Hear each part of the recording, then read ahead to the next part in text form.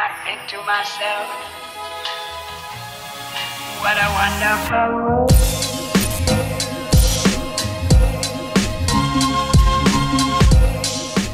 Halo semuanya, selamat datang kembali di Story Film Hostel Part 3. Menutup trilogi film horor sadis tentang kengerian dari organisasi bernama Elite Hunting Club.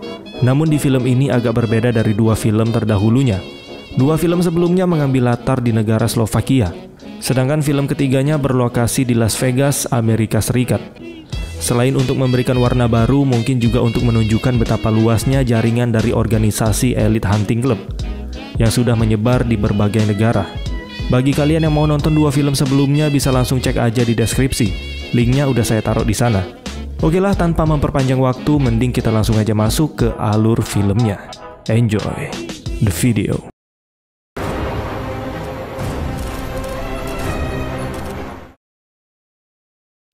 Di awal film, seorang pria bernama Travis terlihat sedang check-in di sebuah hostel. Tapi tamu kamar yang ingin dia pesan ternyata belum meninggalkan kamar tersebut. Mereka adalah pasangan kekasih dari Ukraina bernama Viktor dan Anka. Setelah berkenalan, Travis mengajak mereka untuk minum-minum sedikit. Kebetulan dia membawa beberapa botol bir di dalam ranselnya. Tapi tak lama setelah mereka minum, kedua pasangan itu malah tidak sadarkan diri. Ternyata walau terlihat culun, Travis merupakan salah satu anggota dari Elite Hunting Club. Tidak lama kemudian, dua orang pria datang lalu membawa Viktor dan Anka pergi dari sana.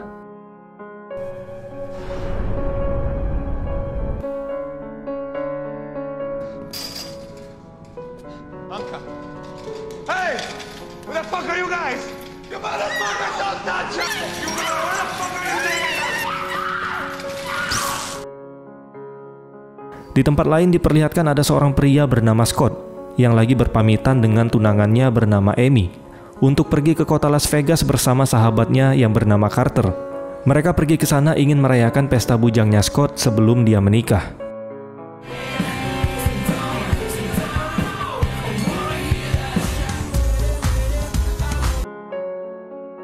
Singkat cerita, tibalah mereka di sebuah kasino yang ada di Las Vegas.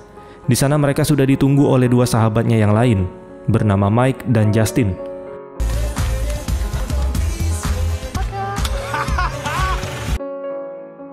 Di tempat kasino itu, mereka bertemu dengan wanita cantik bernama Kendra dan Nikki.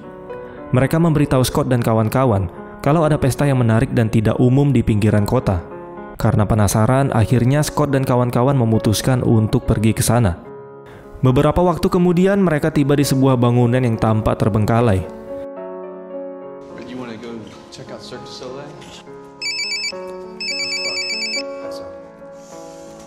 Amy, hey.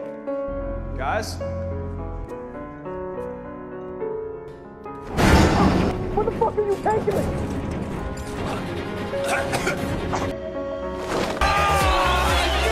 Biarpun kondisi tempat itu terlihat gak meyakinkan, tapi ternyata benar, ada pesta yang cukup meriah di dalamnya.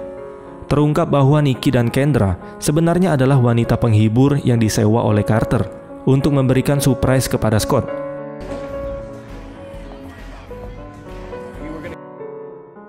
Sementara Nikki lagi berduaan dengan Mike, Kendra mengajak Scott untuk bermesraan, tapi Scott menolaknya karena dia tidak ingin pernikahannya dengan Amy ini gagal.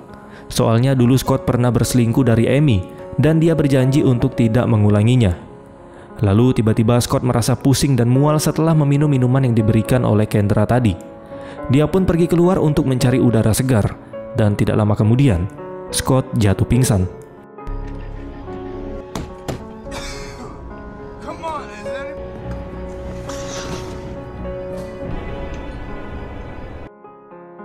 Keesokan harinya, Scott terbangun di sebuah kamar hotel. Di sana juga sudah ada Justin dan Carter. Tapi anehnya, keduanya mengaku menemukan Scott di kamar saat mereka kembali ke hotel itu.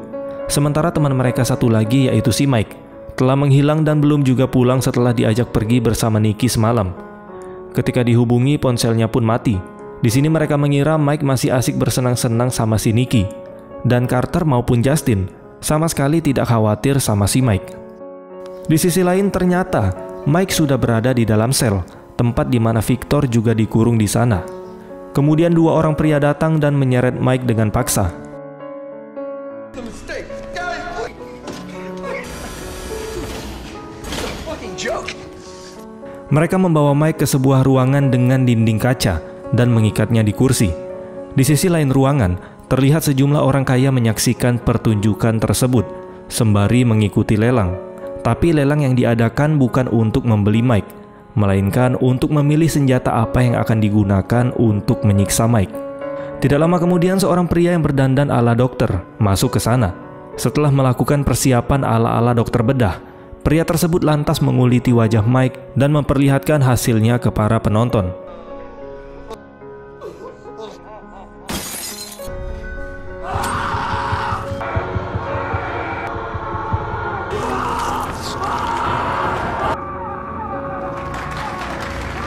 Sesaat kemudian, seiring dengan tepuk tangan penonton, layar kaca menutup dan pria itu pergi begitu saja meninggalkan ruangan. Di sisi lain, Scott, Carter, dan Justin mulai khawatir dengan Mike. Mereka pun pergi ke sebuah trailer di mana tempat Nicky tinggal.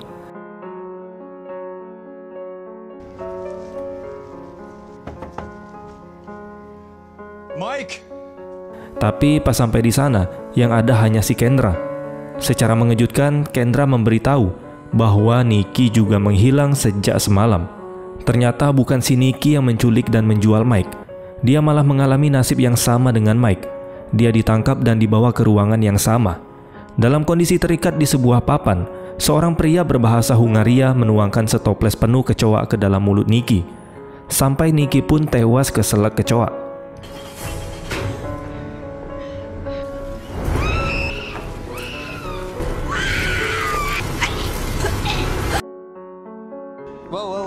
Guys, hey. Kemudian Justin tiba-tiba mendapat SMS dari handphone Mike. Dia mengaku sekarang lagi bersama Nicky, dan dia meminta teman-temannya untuk menemuinya di sebuah kamar hostel. Tapi tentu saja yang mengirim pesan itu bukan Mike, karena si Mike udah meninggal. Tanpa membuang waktu, Scott dan kawan-kawan pun menuju ke tempat yang dimaksud. Setibanya di sana, Justin memilih untuk menunggu di mobil. Kamar hostel tersebut rupanya tempat di awal tadi di mana sebelumnya Victor dan Anka diculik. Sesampainya di depan kamar yang dimaksud, Scott, Carter, dan Kendra ditangkap oleh dua orang pria. Sedangkan Justin yang menunggu di mobil dilumpuhkan oleh Travis.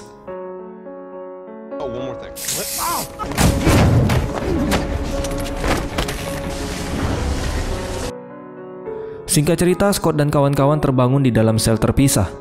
Sel yang sama di mana tempat Mike tadi dikurung. Di sini Justin menjadi orang pertama yang dibawa pergi oleh penjaga. Tanpa disangka dari dalam sel, Carter lantas menunjukkan tato keanggotaan Elite Hunting Club miliknya. Ternyata dia merupakan salah satu anggota dari organisasi tersebut. Dia pun kemudian dibebaskan dari selnya. Carter, what the fuck is going on? What is that all about? What the fuck are you talking about? Where are you going? Carter! Lalu Carter dipertemukan dengan Travis dan Fleming, yang merupakan pimpinan Elite Hunting Club cabang Las Vegas. Terungkap bahwa Carter ini bukan sekedar klien biasa, melainkan salah satu klien utama dari organisasi laknat tersebut. Kemudian di sini Carter mengajukan target berikutnya adalah Scott. Setelah bernegosiasi, Travis dan Fleming pergi meninggalkan ruangan itu. Sementara si Carter menyaksikan sahabatnya yaitu si Justin mulai disiksa menggunakan crossbow sampai dia tewas.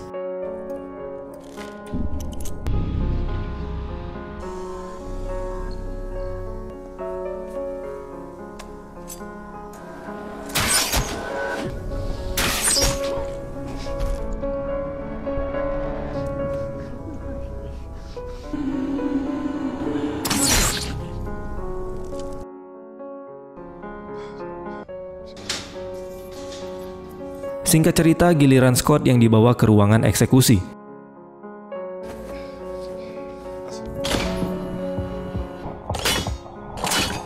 Dan dia pun diikat di kursi. Ternyata Scott adalah bagian dari acara utama pada malam itu. Sebuah event spesial di mana eksekutornya adalah Carter itu sendiri, alias sahabatnya. What is this, Carter? Tentu saja Scott kaget sekaligus bingung dengan apa yang terjadi. Terungkap bahwa si Carter sebenarnya ngebet ingin merebut Amy dari Scott. Dan Carter jugalah yang sudah membongkar perselingkuhan Scott sebelumnya. Karena usaha sebelumnya gagal, Jadi sekarang Carter berniat untuk menggunakan cara yang lebih praktis, yaitu membunuh Scott dan merebut Amy darinya. Kemudian si Fleming yang sudah tahu kalau ada perseteruan di antara kedua sahabat ini, dia pun memerintahkan agar Scott dibebaskan dari ikatannya. Tanpa membuang waktu, Scott langsung menghajar Carter dan terjadilah perkelahian hebat di antara mereka. Para penonton terlihat senang melihat pertarungan epik tersebut.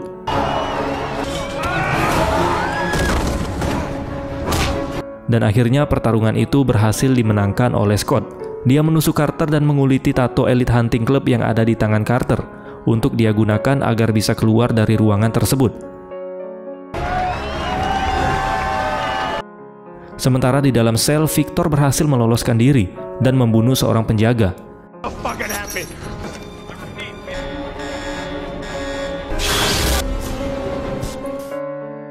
Tapi apesnya, walau sempat mematikan listrik, dia malah terbunuh oleh penjaga yang lain. Karena situasi sudah mulai kacau, Fleming memutuskan untuk menutup operasi Elite Hunting Club. Dia menghubungi Travis dan memintanya untuk membunuh seluruh tahanan yang ada di sana. Tidak lama kemudian, seluruh klien organisasi tersebut diminta untuk pergi meninggalkan TKP. Sementara Fleming mengaktifkan bom waktu untuk meledakkan bangunan itu dalam waktu 5 menit, dengan tujuan menghapus jejak organisasi tersebut. Ketika Fleming hendak kabur dari sana menggunakan mobil, ternyata Carter sudah ada di dalam mobilnya dan langsung membunuh Fleming. Kemudian dia mengambil alih mobil tersebut.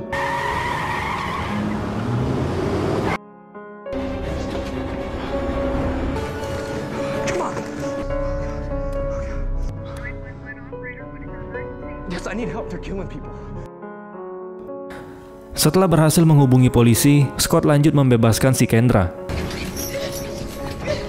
Tapi sayangnya ketika mereka akan pergi dari sana, Travis muncul dan berhasil membunuh Kendra. Karena sudah terpojok, mau nggak mau Scott harus menghadapi Travis.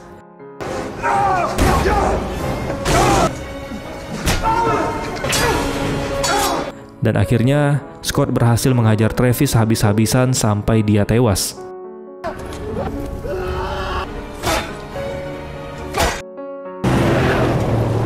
Melihat Scott yang berhasil lolos dari gedung itu, Carter yang sudah lebih dulu meninggalkan area bangunan malah mengunci pagarnya dari luar, yang membuat Scott terkurung di area bangunan itu.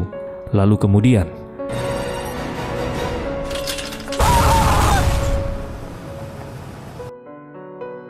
singkat cerita, beberapa hari kemudian, Carter datang ke rumah Amy dan berusaha menghiburnya atas kematian Scott. Dan kampretnya, si Carter pura-pura berbela sungkawa. Di sini Amy juga meminta Carter untuk menemaninya di rumah nanti malam.